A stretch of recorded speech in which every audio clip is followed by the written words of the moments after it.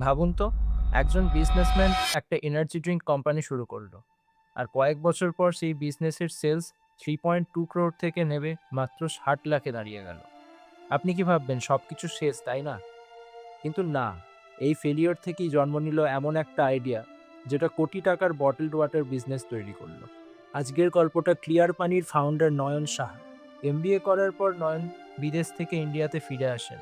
Family বিজনেসে join না করে তিনি নিজে কিছু করার সিদ্ধান্ত নেন। 2005 সালে লঞ্চ করেন এনার্জি ড্রিঙ্ক কারেন্ট। শুরুতে বিজনেস ভালোই চলছিল, কিন্তু সমস্যা ছিল একটাই: কারেন্টের দাম ছিল প্রায় 75 টাকা, আর কোনো মানুষই প্রতিদিন 75 টাকার এনার্জি ড্রিঙ্ক কিনতো না। অ্যাজ এ রেজাল্ট 2009 সালের মধ্যেই রেভিনিউ নেমে গেল 60 লাখে। কিন্তু নয়ন একটা জিনিস বুঝে গেল: এফএমসিজি বিজনেসে কাস্টমার কি চায় সেটা বোঝা সবচেয়ে বেশি ইম্পর্টেন্ট। তারপর তিনি দেখলেন এনার্জি ড্রিঙ্ক মানুষ প্রতিদিন না খেলেও চলে, কিন্তু জল, জল ছাড়া মানুষ চলতেই পারে না। তাই 2010 সালে তিনি লঞ্চ করলেন ক্লিয়ার পানি। কিন্তু নয়ন একটা বড় ভুল করেননি। তিনি সরাসরি বিসলারি বা কিনলের সঙ্গে প্রাইস ওয়ারে যাননি। তার স্ট্র্যাটেজি ছিল কমপ্লিটলি ডিফারেন্ট, টপ থেকে বটম।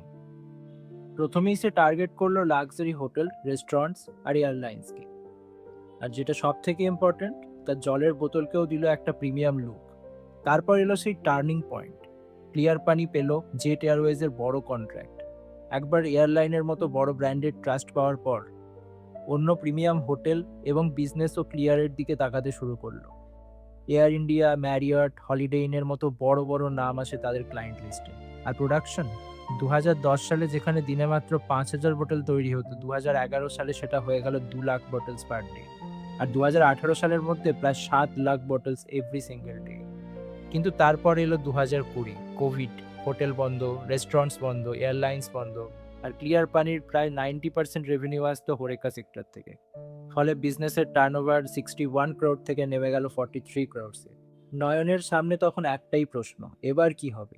এই ক্রাইসিসটাই তাকে নতুন স্ট্র্যাটেজি নিতে বাধ্য করলো।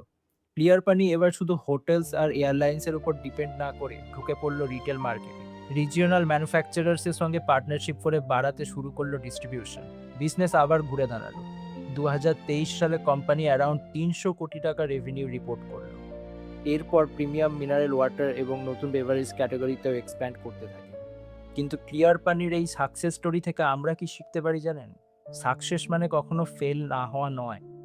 সাকসেস মানে ফেলিওর থেকে আমরা কত তাড়াতাড়ি শিক্ষা নিতে পারি।